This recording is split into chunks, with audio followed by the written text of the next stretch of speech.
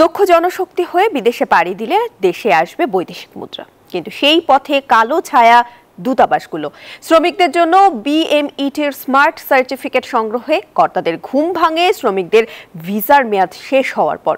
সাবেক পররাষ্ট্রমন্ত্রীও এক বাক্যেই স্বীকার করলেন দূতাবাসগুলোর এই দীর্ঘসূত্রিতার কথা। নাইম আলজিকোর প্রতিবেদনে বিস্তারিত। জনশক্তি কর্মসংস্থান ও প্রশিক্ষণ ব্যুরো বিএমইটি কার্যালয়ের দৃশ্য এটি। প্রতিদিন সকাল থেকে ভাগ্য বদলের আশায় ভিন দেশে পাড়ি জমাতে শত শত মানুষের ভিড় থাকে এখানে। প্রত্যাশা জীবনের শেষ সম্বলটুকু দিয়ে সঠিক পথে বিদেশ যাত্রার। নানান কাঠখড় পুড়িয়ে সংগ্রহ করা ভিসার মেয়াদ সপ্তাহ বা মাসখানেক হলেও এখনো অনিশ্চিত স্মার্ট সার্টিফিকেট নামের সোনার হরিণটি। অনেক কিন্তু অনেক কথা বলতে পারে না, অফিস সত্যটা বলা যায় না।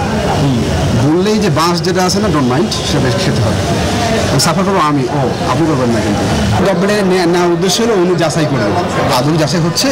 যাচাই কখন করে জানেন? যখন কোনো বিপদ আমি পড়ি, হয়তো যদি আমার লোক থাকে পিছনে ব্যাকআপ ভালো থাকে, তখন আমি যখন চাপ দিব তখন যাচাই করবো। এছাড়া ওই যে করিম রহিম যৌথবোধের জন্য হয় না।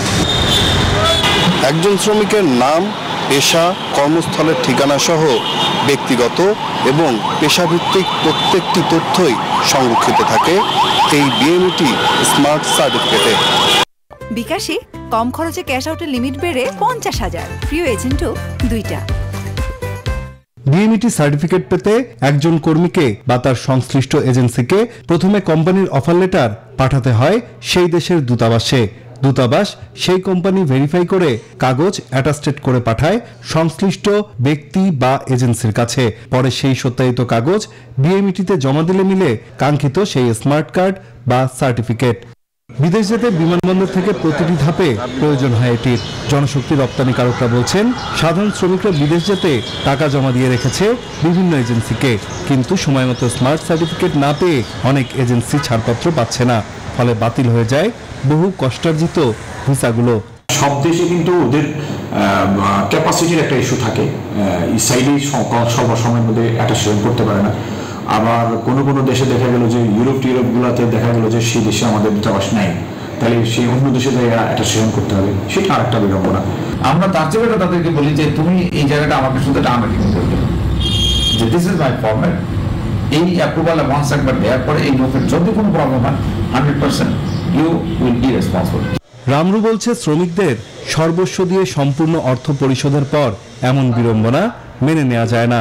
তারা এত কুইক লার্নার, তারা এত ভালো কাজ করতে পারে, তারা এত পরিশ্রম করতে পারে।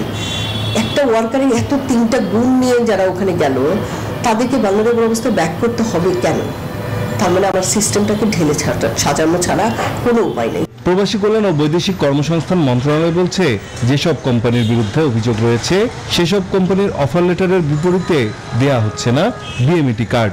কোম্পানি যাদের পানিশমেন্টের আওতায় রয়ে গেছে, এই সমস্ত অবৈধ পন্থা অবলম্বন করে, তাদের ব্যাপারে আমরা সবাই সজাগ। সাবেক পররাষ্ট্রমন্ত্রী একেএম আব্দুল মোমেন বলেছেন, দূতাবাসগুলো আরো একটু আন্তরিক হলেই এই সংকট ও বিড়ম্বনা কমিয়ে আনা সম্ভব। আমাদের অনেক জনবলের অভাব, তার কারণে বেনিফিকেশনটা কম হয়। আর আমাদের যারা বিদেশে চাকরিও করেন, সরকারি চাকরি করেন, তাদের অনেক ক্ষেত্রে আন্তরিকতার অভাবের ফলে ভেরিফিকেশনটা ঠিক হয় না।